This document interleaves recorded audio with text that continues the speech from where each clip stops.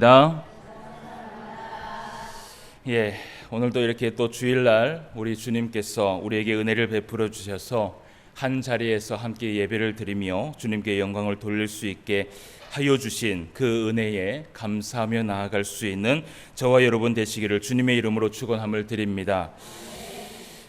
오늘 주보의 앞쪽에 보면 2단 경계 주일이다라고 기록이 되어 있습니다. 오늘은 총회가 2단 경계 주일을 정한 날입니다. 그리고 이 2단 경계 주일을 정하고 총회의 모든 산하에 있는 교회가 하나님의 말씀을 통하여서 한국 교회에 일어나고 있는 수많은 이단들에 대해서 다시 한번 경각심을 가지고 함께 기도하며 예배하기를 원하여서 정한 주일입니다. 이단 경계 주일을 지키기로 시작한 해가 벌써 10년이라는 시간이 흘렀습니다.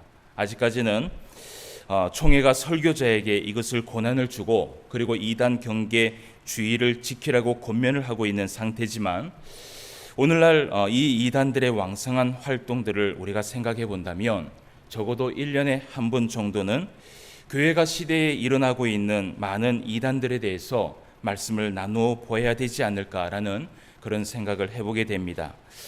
우리 교회도 이단 경계 주일을 처음으로 모르겠습니다. 제가 부임을 하고 난 후에 처음으로 이렇게 이단 경계 주일을 하나님 앞에 보내게 됩니다. 사실은 이 이단 경계 주일은 합동 측의 총회만 지키고 있는 것이 아닙니다.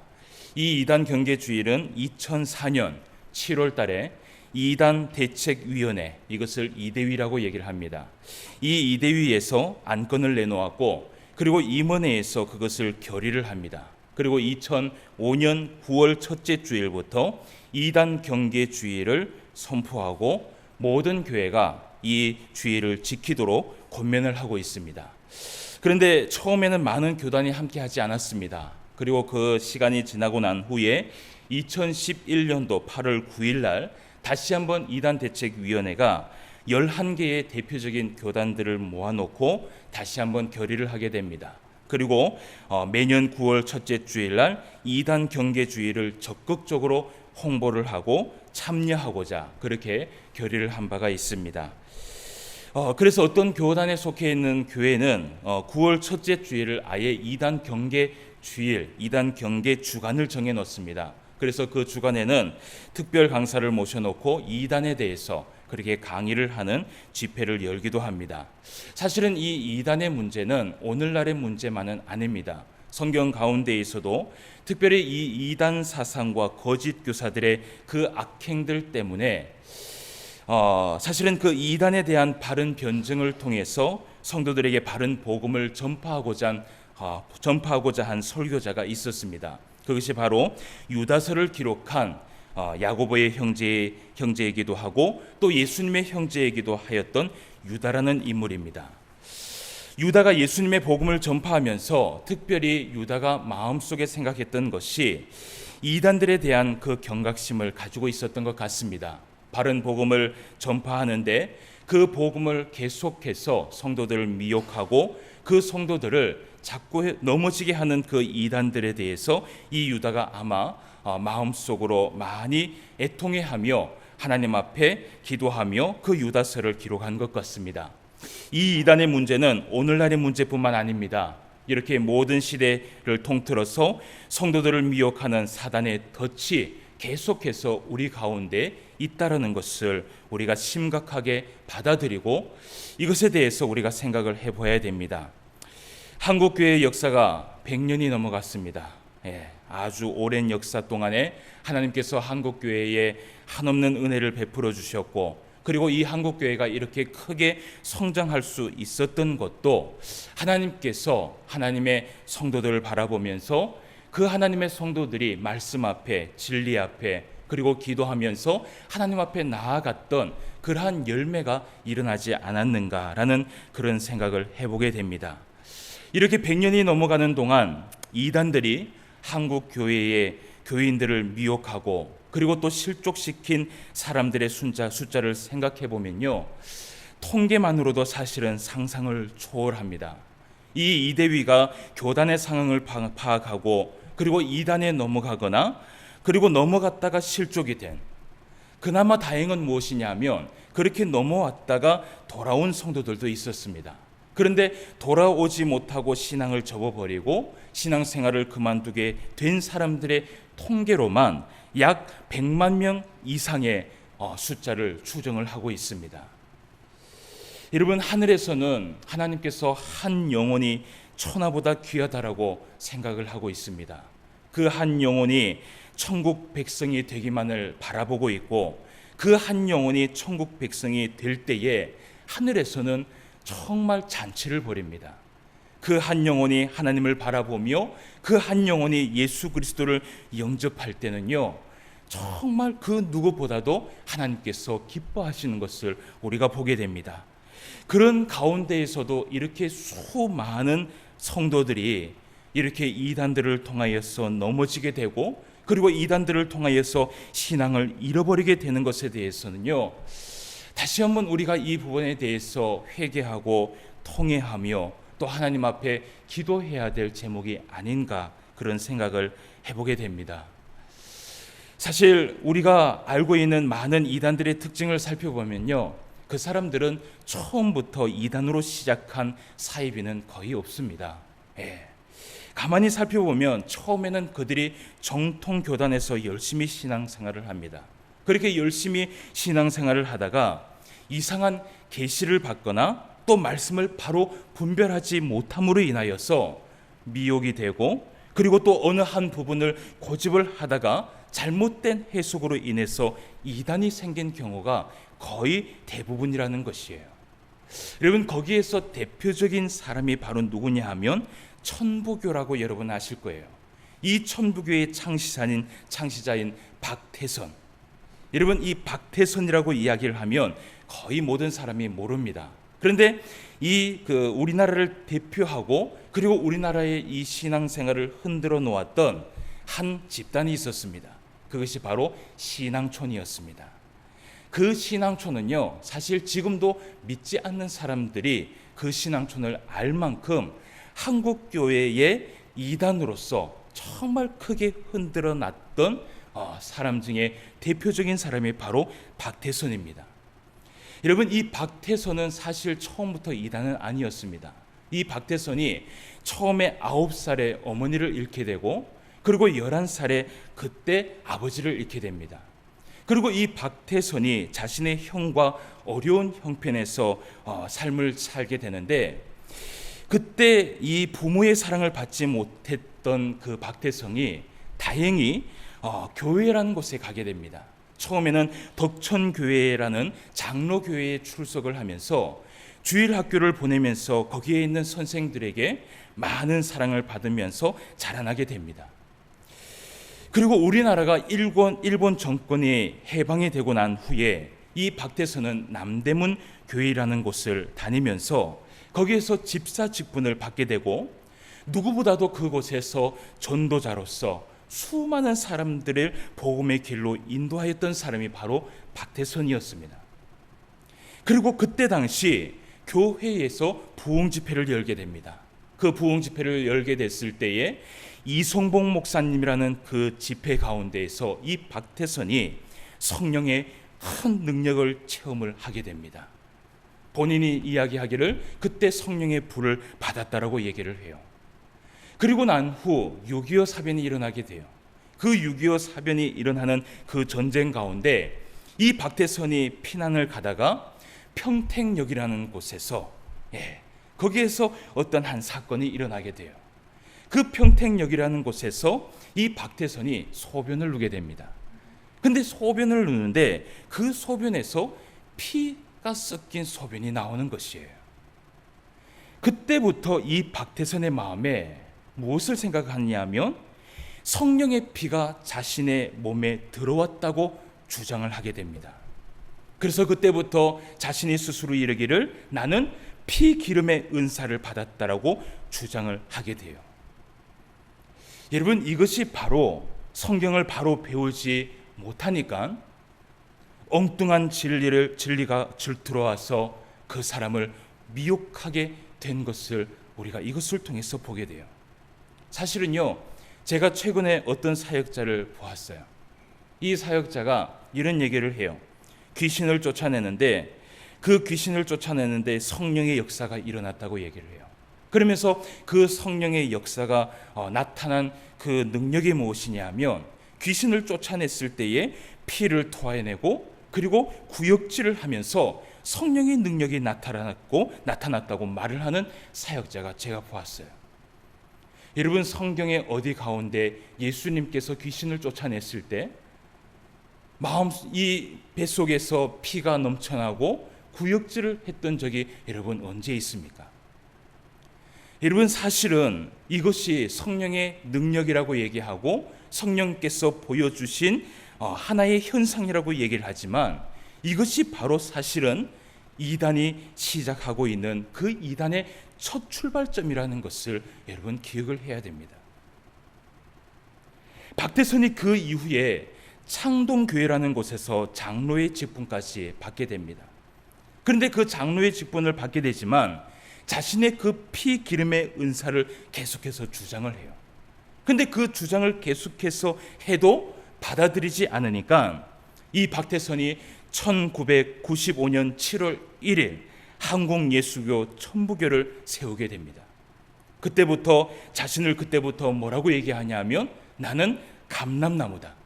나는 동방의 의인이요, 그리고 이긴 자요, 그리고 이슬성신이요, 그리고 마지막에는 자신이 참 구세주라고 명칭을 사용하게 됩니다. 그리고는 이제는 그 이단의 활동이요 더 담대해져요. 1980년 1월 1일부터는 자신이 이 땅에 오신 새 하나님이라고 선언을 하게 돼요. 여러분, 이런 사이비 이단들의 문제가 무엇이냐 하면요, 그 사람들이 죽고 나면 뿌리가 뽑혀서 말 그대로 그 안에 속해 있는 많은 미혹된 많은 성도들이, 실족된 교인들이 다시 하나님께로 돌아오면 사실은 그나마 낫습니다. 근데 문제는 무엇이냐 하면 반드시 이들은 열매를 맺는다라는 것이에요.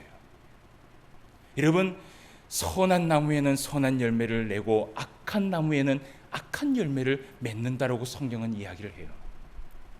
문제는 바로 이것이에요. 여러분, 이 박태선 그리고 우리가 알고 있는 통일고 문선명, 사실은 이 두 사람의 스승이 사실은 김백문이라는 사람이 있어요. 그 김백문이라는 사람은요, 이스라엘 수도원 운동의 하나의 교주였습니다. 백과사전에 보면 이 김백문이라는 이름이 기록이 되어 있어요. 신흥 종교의 2단 사이비라고 기록이 되어 있어요. 그래서 제가 이 포항 대송면에 와서 깜짝 놀란 것이 하나 있었습니다. 포항 대송면의 도로가에 가면은 무엇이 있냐면 만선회라는 것이 하나 있어요. 보셨는지 모르겠어요. 근데 저는 이게 그냥 횟집인 줄 알았어요. 만선회라고 얘기를 했어. 근데 그 만선회가 사실은 정확하게 명칭을 하면 마라나타 선교회가 시작이 된 것입니다. 거기에 있는 목사가 한 명이 있습니다. 정철아 목사라는 사람이 그 만선회를 운영하고 있습니다. 근데 이 정철아 목사는 처음부터 이단은 아니었어요. 이 사람은 고신 측의 사실은 목사였습니다. 근데 탈퇴를 하고 나서 이 마라나타 선교회는요, 말 그대로 요한계시록을 통하여서 시한부 종말론을 이야기하고 있는 하나의 집단이에요. 근데 특징적인 것이 무엇이냐면 이 김백문의 그 영향을 받았다라는 것이에요. 그 만선회에 들어가면 자신들이 자칭하기를 뭐라고 얘기하냐면 여기가 이스라엘 성지라고 이야기를 해요. 여러분, 이스라엘 성지가 있는 대송면에서 우리가 살고 있어요. 근데 중요한 것은 뭐냐면요, 이 만선회가 사실은 처음부터 이 포항 땅에 있었던 것이 아니라 최초에는 울산에서 이것을 개회를 했어요. 여러분, 이스라엘 성지가 울산에서 포항까지 왔어요. 여러분, 어떻게 생각을 하세요? 저는 처음에 이 만선회라고 얘기해서 사실은 이 마라나타 선교회라는 것을 저는 생각을 못했어요. 근데 제가 우리 교회 어떤 한 이 어린아이가 그곳에서 이 공부를 한다라는 그 얘기를 들었어요. 그때부터 제가 이 만선에 대해서 조사를 하기 시작하는데 아무리 조사를 해도 만선회라는 그 단어에 대해서 나오는 것이 하나도 없는 거예요. 나중에 제가 그곳에 가서 알아보니까 그것이 마라나타 선교회라는 것을 제가 알게 됩니다. 여러분, 우리가 대속면에서요, 하나님 앞에 기도해야 될 부분이 너무나 많이 있어요. 너무나 많이 있어요. 지금도 그 만선회에 가면요, 아무것도 모르는 그 어린 아이들이 공부를 한다고 거기에 가서 학습을 하고 있어요. 여러분, 이러한 이단자들의 그 밑에서는요, 바로 이러한 사람들의 얽혀 얽힌 사연들이 있어요. 여러분, 이 박태선이라는 이 사람을 통하여서 또 그 바로 밑에 누가 나왔냐 하면, 오늘날 한국 교회를 엄청나게 흔들고 있는 신천지 이만희가 바로 이 박태선의 뿌리에서 나왔다는 것을 여러분 알아야 됩니다. 이 신천지 이만희도 처음에는 침례교단에서 침례를 받은 신자였습니다. 그리고 장로교단에서 말씀을 배웠던 한 성도였어요. 그런데 이 이만희가 제가 이야기했던 것처럼 고향이 청도입니다. 제가 한 10년 동안 열심히 사역을 했던 그곳에 이 이만희가 사실은 고향을 두고 있는데, 그런데 이 이만희가 장로교단에서 말씀을 배우면서 신앙생활을 하다가 아주 큰 질병을 얻게 돼요. 그 큰 질병을 얻게 되면서 이 이만희가요, 결심을 하게 됩니다. 그 질병을 고치기 위하여서 병원을 간 것이 아니라 그때 당시에 생수로 나음을 받을 수 있다는 그 신우의 능력이 있다는 어디요? 신앙촌에 들어가게 돼요. 그리고 그 신앙촌에 들어가서 박태선의 교리를 배우게 되고 신앙촌에서 10년간 봉사를 하게 됩니다. 그리고 그 10년 동안 박태선 밑에서 교리를 배우다가 나중에는 유재열이라는 장막 성전에 가서 거기에서 종말놀이라는 그 말씀을 배우고 나서 신천지를 세운 것이 바로 신천지 이만희입니다. 그러니까 여러분, 이 이만희가요, 배운 것이 도둑질이라고, 자기가 무엇이라고 얘기하냐 하면 내가 이긴 자다라고 얘기를 하고, 자기가 재림주라고 말을 하고, 자기가 알파와 오메가라고 얘기를 하고, 하물며 자기 자신이 보혜사라고 주장을 하고 있어요. 여러분, 우리나라의 대표적인 이단들을 보면 통일교 문선명, 그리고 구원파 박옥수, 하나님의 교회 안산홍, 그리고 신천지 이만희, 이런 모든 사람들이 전부 다요, 이런 이단들의 뿌리에 얽히고 얽힌 잘못된 성경의 지식을 가지고 만들어진 신흥 종교라는 것을 기억을 해야 된다는 것이에요. 여러분, 이것은요, 우리가 정말 심각하게 받아들이고 기도하며 하나님 앞에 나아가야 될 그러한 일들이 아닌가 생각을 해보게 돼요. 최근 올해 5월 달에 있었던 일입니다. 올해 5월 달에 우리나라에서 세 손가락에 꼽히는 정통교단입니다. 대한예수교 장로회 통합 측에서 총회 100회 기념으로 7대 주제의 사업을 발표한 바가 있습니다. 그 7대의 주제의 사업은 한국교회의 일치와 화해였어요. 그 가운데에서 무엇이 일어났냐 하면 특별사면위원회를 조직을 해서 분쟁과 면책을 당한 성도나 교회를 복귀하고, 그리고 역사적인 오류를 바로 세움으로 인해서 총회를 회복시키고 확장시키자는 의미가 거기에 담겨 있었어요. 처음에는 많은 교단들이 그 일에 대해서 박수를 쳤습니다. 왜냐하면 화해하고 일치한다는 것은요, 그것은 하나님께서 우리에게 주신 평화의 산물이기 때문이에요.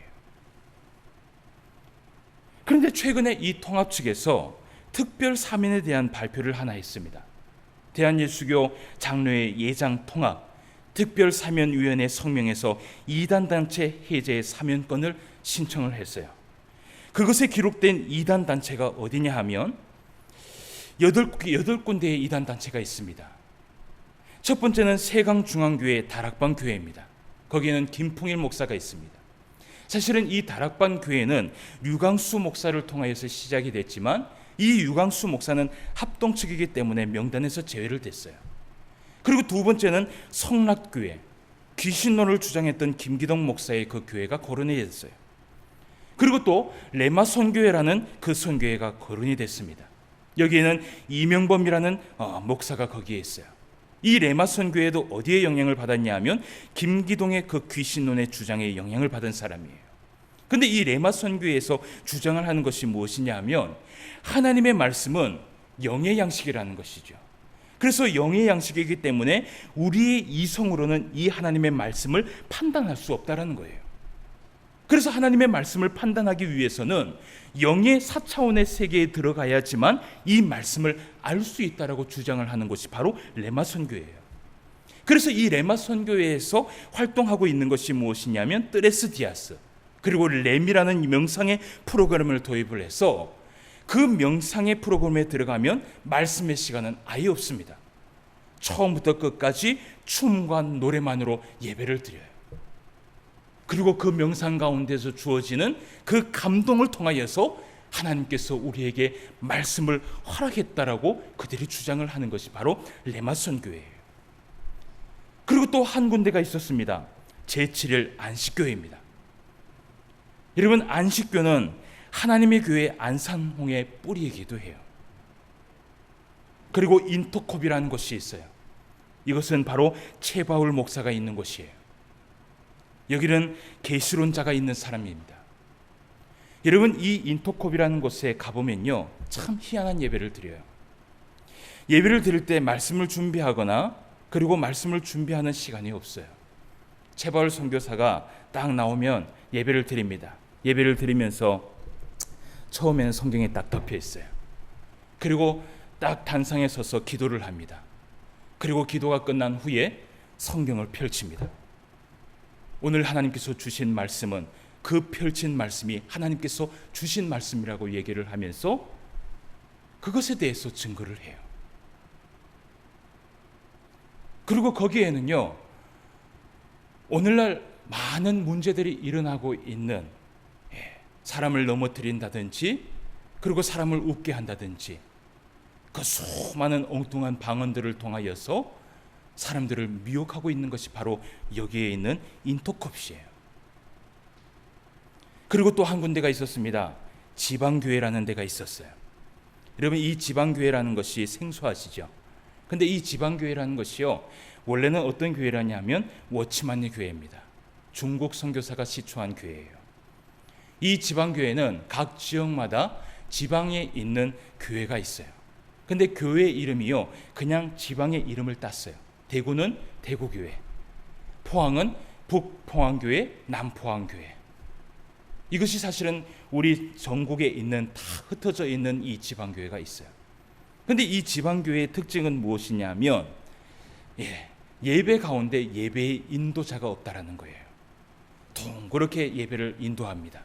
제가 거기 가서 사실은 이 학부 때 이 이단에 대해서 논문을 써야 되기 때문에 그곳에 가서 제가 예배를 한번 드린 적이 있어요.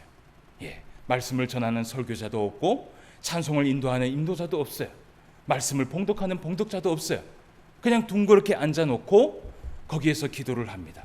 그런데 누군가가 갑자기 한 사람이 일어나서 기도 인도를 하고, 누군가가 갑자기 한 사람이 일어나서 말씀 인도를 하고, 누군가가 갑자기 일어나서 말씀을 선포를 해요.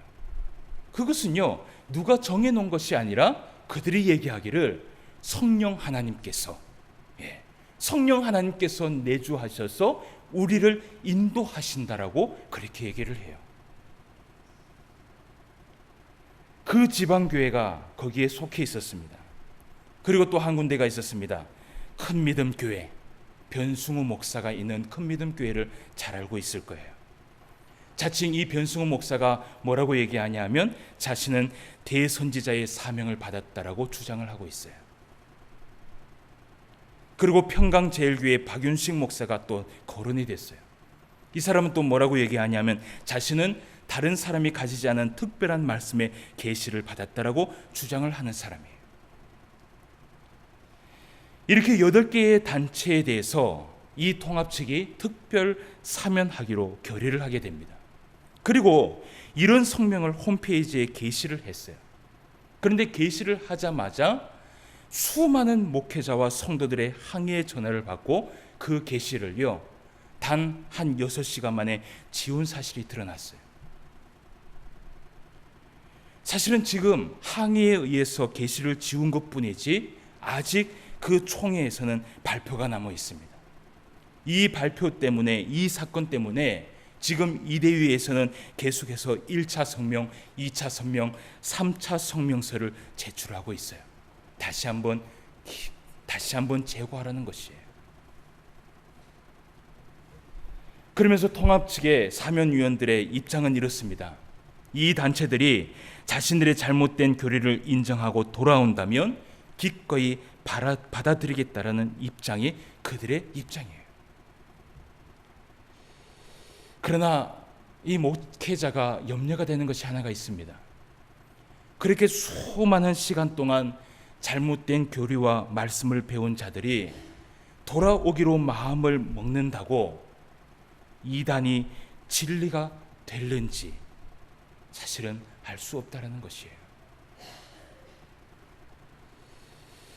오늘 제가 본문 말씀 마태복음 말씀을 10장 말씀을 제가 정했습니다.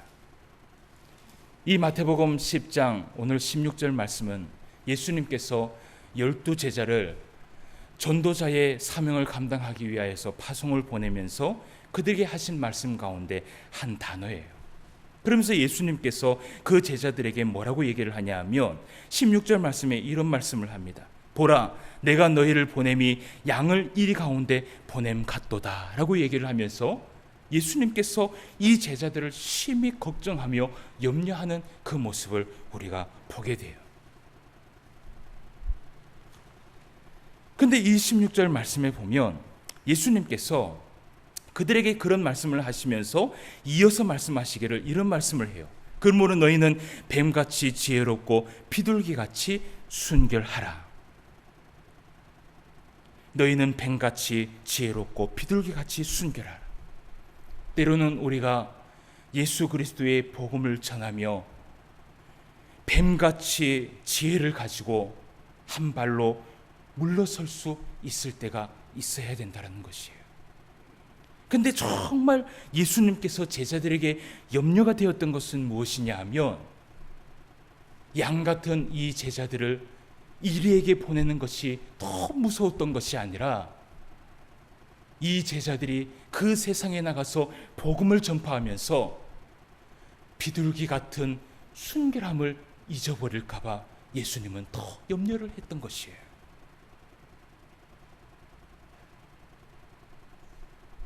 여러분, 세상 속에 있는 이 이리 같은 사단의 세력에 잡아먹히는 양의 모습이 예수님께서 염려가 되기는 했지만 그러나 더 염려스러웠던 것은 무엇이냐 하면